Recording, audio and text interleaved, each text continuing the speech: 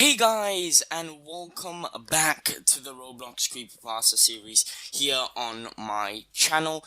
We are back again for episode 25 of the series.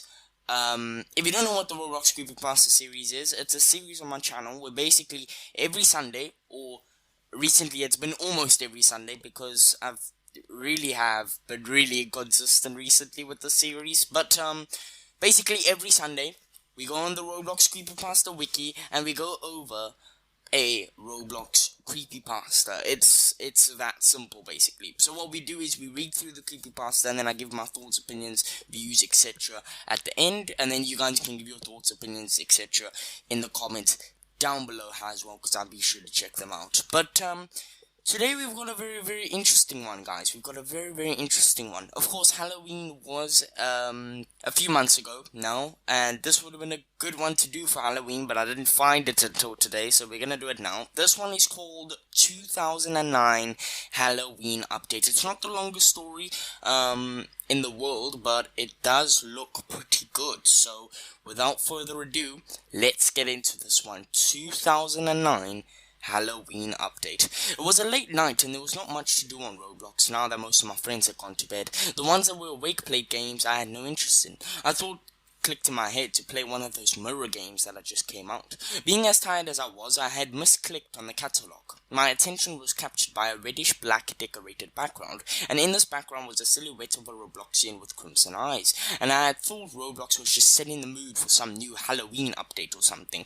remembering it was mid-October, so I had dismissed it as something silly that was supposed to scare us. I continued my search as I clicked on games. The background had returned to its normal state, but the Robloxian remained in place. I tried to ignore this as I typed mirror in the search bar. After entering my search, the Roblox sign was appeared in a bloody font, reading XOLBOR, and the background had made its return as well. At that point, I sort of was kind of disturbed, but I continued to move on, still eager to end my night with a memory of a fun game, and not a memory to fuel my nights. I clicked on the mirror place that seemed the most appealing to me and joined. I can recall the place and the words Halloween update in it.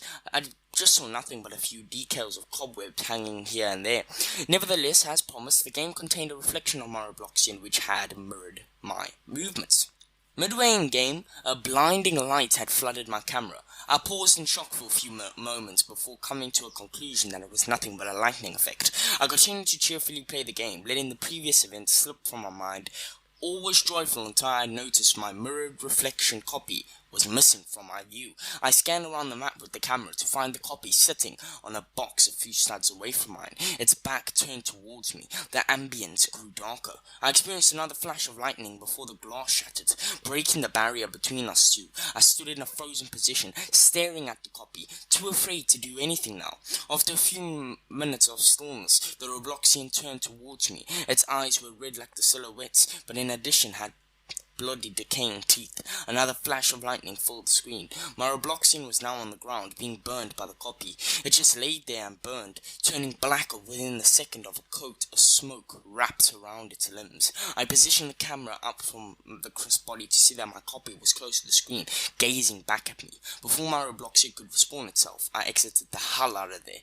I have abandoned the account since this happened to me. Since then, this has not been any strange occurrences as if on the accounts I own today, but it still edges me today to join games alone. So that's it. That is it for this episode 25 creepypasta. It's a very interesting one.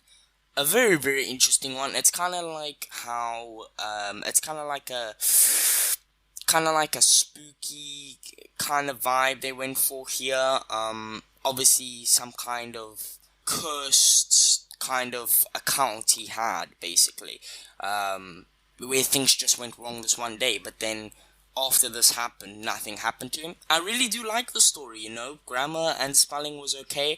There were a few grammar errors, but whatever, okay, whatever about grammar. But yeah, I actually really did like the story. It's a bit short though. I feel like they could have done a bit more.